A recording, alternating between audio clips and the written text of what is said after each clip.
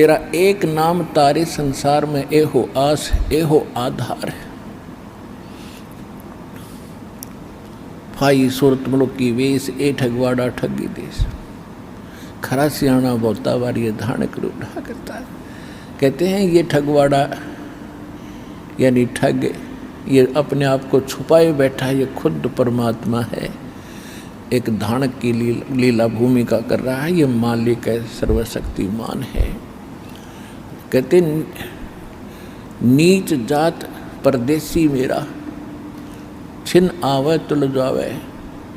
एक सेकंड में सामने है, दूसरे सेकंड में सतलोक असंख 16 शंख कोस की दूरी पर वहाँ बैठ जाता है जाके, एक सेकंड में यहाँ आ जाता है, एक पल में। तो मैं इसका कैसे वार पार पा सकता हूँ। नीच जात परदेसी मेरा, ये 731 पृष्ठ पे गुरु ग्रंथ साहिब के अंकित है ये वाणी। आंदुला नीच जात परदेसी मेरा, छिन आवे तल जावे। और ताकी संगत नानक रेंदा, क्यों कर मोंडा पावे। 721 पृष्ठ पर लिखा है, एक अर्ज गुफ्तम पेश तोदर, कून करतार हक्का कबीर, करीम तू बेऐब परवरदिगार। अपने आत्मा परमात्मा का काम त्रुटि युक्त नहीं होता। ऐसे महापुरुषों की गवाही दिला रखी है, कोई इसको ये नहीं कह सकता कि न जो बोला या झूठ है। और इतना संसार इनका आदर और सत्कार कर रहा है कि महापुरुष थे, इनको परमात्मा मिले हैं, ये भी खूब प्रसिद्ध है। और वो महापुरुष क्या बता रहे हैं कि कौन है वो भगवान। दादू साहिब जी ने कहा है कि जिन मुझको निज नाम दिया सोए सतगुर हमार, और दादू दूसरा कोई नहीं, हो कबीर सिरधार। दादू नाम कबीर की जय, कोई लेवे ओठ, ताको कभी लगे नहीं भाई काल बजर की चोट।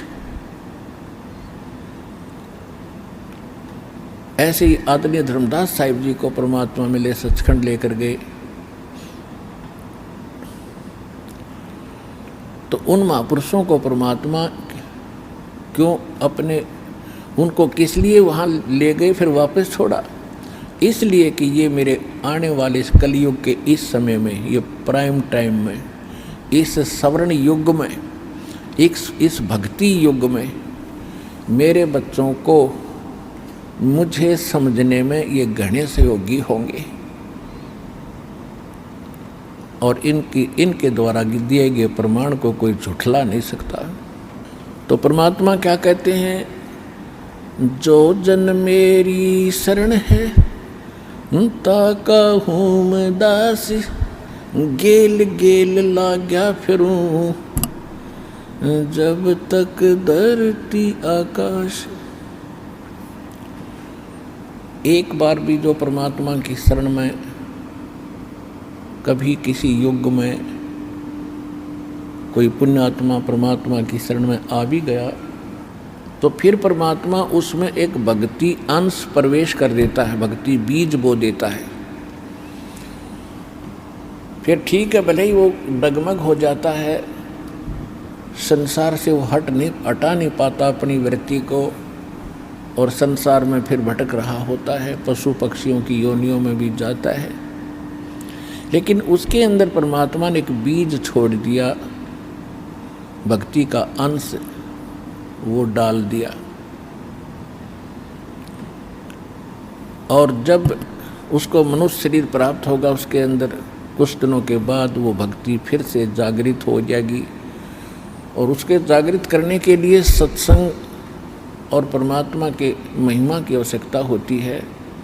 तो परमात्मा स्वयं आकर फिर उनको संभालते हैं, किसी न किसी रूप में जाकर सत्संग सुनाते हैं, वो फिर से प्रारंभ करता है भक्ति। लेकिन उस समय बहुत बदल जाता है, बहुत समय चला जाता है, जिस कारण से हम अभी तक यहाँ भटक रहे हैं। तो पुण्यात्मा, आप जितने भी भक्त बहन बेटी भाई बुजुर्ग बच्चे आज परमात्मा की शरण में आ रहे हो, आपके इस जन्म के कर्म इतने अच्छे नहीं हैं, ये तो आपको भी मालूम है। इस जन्म में तो कोई अच्छा काम हमने कराया नहीं जब तक भगवान मिले, ये मार्ग मिला। तो इससे सब सिद्ध है कि ये मार्ग मिलना, ये भगवान मिलना, ये कोई आम बात नहीं है। इसके विषय में सूक्ष्म वेद में कहा कि लख बर सूरा जूझ ही लख बर सावत दे और लख बर यति जहान में तब सतगुरु शरणा ले।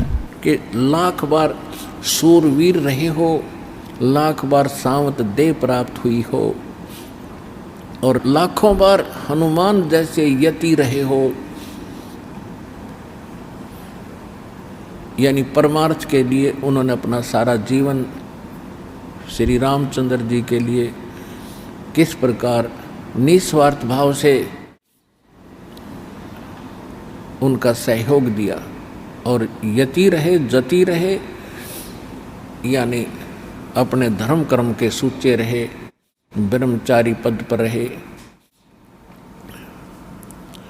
तो कहने का भाव ये है कि ऐसे ऐसे शुभ कर्म संस्कार आप जी ने असंख्य जन्म पा लिए, ऐसे ऐसे भी, लेकिन ये मुक्ति मार्ग नहीं प्राप्त हुआ। उसके बाद इतने शुभ कर्म करते करते आपके फिर शुभ संस्कार घने हो जाते हैं।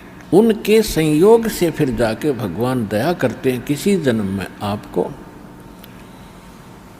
परमात्मा स्वयं आकर के किसी साधु संत रूप में दीक्षित कर जाते हैं, यथार्थ भक्ति प्रवेश कर जाते हैं। फिर वो आत्मा उस भक्ति बीज के कारण परमात्मा की भूल उसके पड़ती नहीं, चाहे वो 184 योनियों में से भटक कर भी आया हो। ठीक है, मनुष्य जीवन सीधा जब मनुष्य जीवन मिलेगा उस जीवन में जल्दी से उसके असर नहीं होगा, लेकिन थोड़ा बहुत अधिक सत्संग सुनने से उसको अवश्य वह बात स्वीकार्य होगी। तो कहने का तात्पर्य ये है कि आप जी आज के नहीं हो, भगवान के साथ आपने असंख्य जन्मों से आपके पीछे परमात्मा लगे हुए हैं और आप बालक हो, आप भूल जाते हो कुछ दिनों के बाद, क्योंकि दुख में हम भगवान को याद करते हैं, दुख में तो हम परमात्मा को स्वाभाविक याद करते हैं और सुख होते हम भूल जाते हैं। तो परमात्मा कहते हैं दुख में सुमरण सब करे, सुख में करे ना कोई, जय सुख में सुमरण करे तो दुख कहे को होए। सुख में सुमरण किया नहीं फिर दुख में करते याद, कहे कबीरता दास की फिर कौन सुने फरियाद। अब क्या बताते हैं कि जब सुख में तो परमात्मा को याद किया नहीं और दुख हुए जो परमात्मा परमात्मा करते फिरे, और यदि आप जी सुख में ही भगवान की भक्ति प्रारंभ कर देते तो ये कष्ट नहीं होते।